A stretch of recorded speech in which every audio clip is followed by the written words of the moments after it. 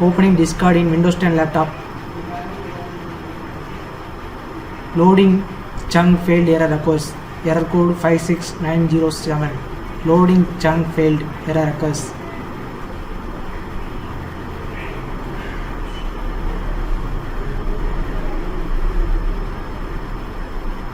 Solution: check for update.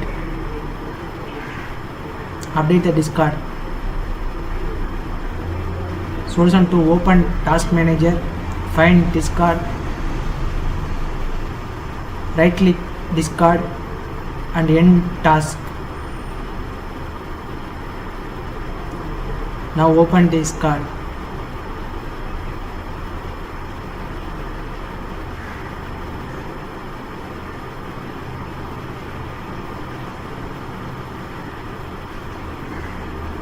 Thus error fixed. Subscribe.